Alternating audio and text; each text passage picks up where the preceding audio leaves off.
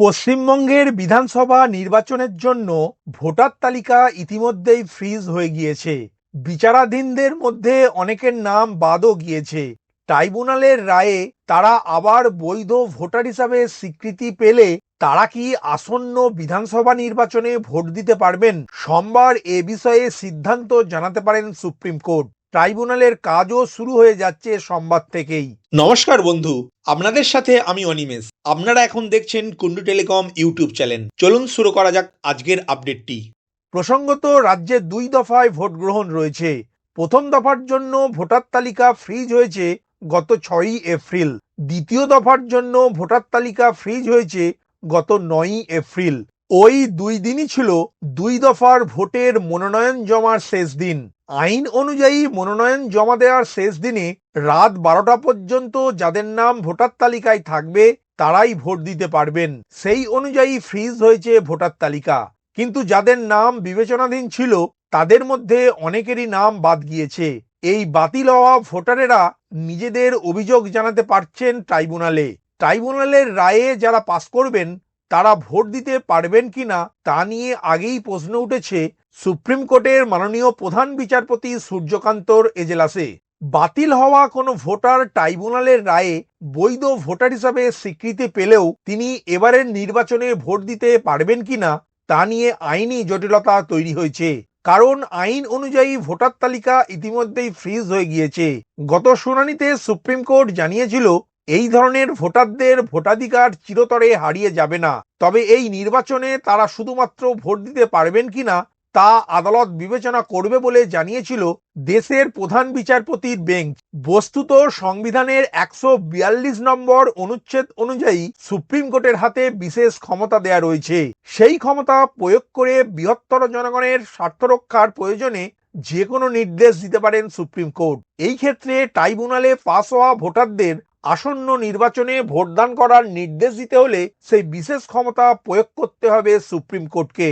আদালত সূত্রে খবর, ট্রাইব্যুনালের পরিকাঠামো তৈরি। চূড়ান্ত ভোটার তালিকা থেকে বাদ যাওয়া 27 লক্ষ ভোটারের আবেদন শুনতে প্রস্তুত ট্রাইব্যুনাল।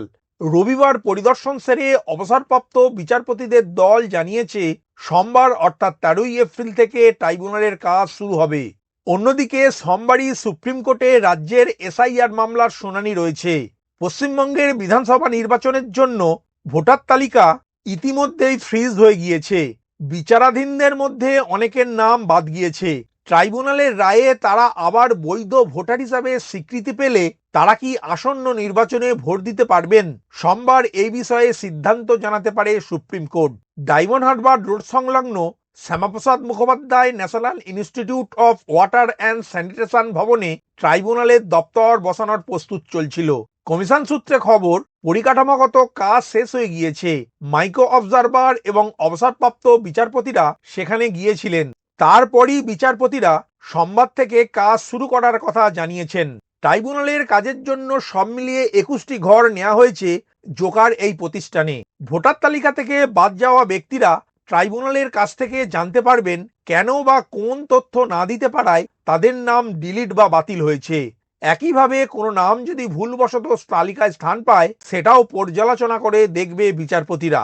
এসআইআর সংক্রান্ত আপিল ট্রাইব্যুনালের এই অফিসে বসবেন 19 জন অবসরপ্রাপ্ত বিচারপতি। তারা ট্রাইব্যুনালে আবেদনকারীদের নথি খতিয়ে দেখবেন।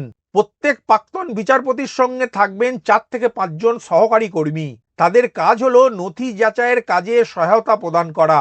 কলকাতা হাইকোর্টের প্রথম মহিলা প্রধান বিচারপতি মাননীয়া মঞ্জুলা চেল্লুরও এই ট্রাইব্যুনালে যোগ দিচ্ছেন।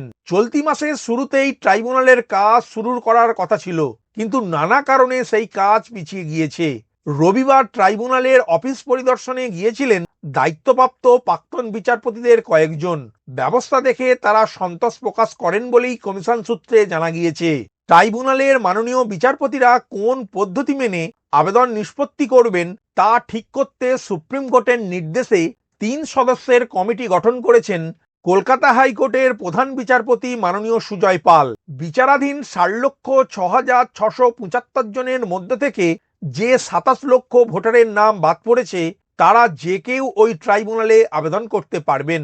সেই জন্য সশরীরে হাজিরাও আবশ্যক নয়। ECI.net মোবাইল অ্যাপ বা কমিশনের ওয়েবসাইটে গিয়েও আবেদন করা যাবে। জেলা শাসক বা মহকুমা শাসকের দপ্তরেও আবেদন করতে পারেন বাদ পড়া ভোটারেরা। এখানে উল্লেখ্য, হাইকোর্টের অবসরপ্রাপ্ত প্রধান বিচারপতি মাননীয় টি.এস. শিবজ্ঞানম ইতিমধ্যেই বাড়ি থেকে কাজ করে বিচারাধীন কয়েকজন প্রার্থীর তথ্যের নিষ্পত্তি করে দিয়েছেন। এইদিকে ভোটারদের নাম বাদ যাওয়া নিয়ে ইতিমধ্যেই প্রশ্ন তুলেছেন রাজ্যের মুখ্যমন্ত্রী। এ অবস্থায় সোমবার সুপ্রিম কোর্টের শুনানিতে কি কি বিষয় উঠে আসে, বিশেষ করে ট্রাইব্যুনালে পাস হওয়া ভোটারদের নিয়ে কোনো মন্তব্য করবে কিনা সুপ্রিম কোর্ট, তা নিয়ে কৌতূহলের দানা বেঁধেছে জনমানসে। ভিডিওটি প্রথম থেকে শেষ পর্যন্ত দেখার জন্য ধন্যবাদ। এই ইনফরমেটিভ আজকের আপডেটটি আপনার বন্ধু ও পরিচিতদের জানাতে বেশি বেশি করে শেয়ার করবেন। আর অবশ্যই কমেন্ট করবেন ভিডিও সম্বন্ধে আপনার কোনো ডাউট বা জিজ্ঞাসা থাকলে, এবং আপনার কোনো মতামত জানাবেন। ভালো থাকবেন, সুস্থ থাকবেন।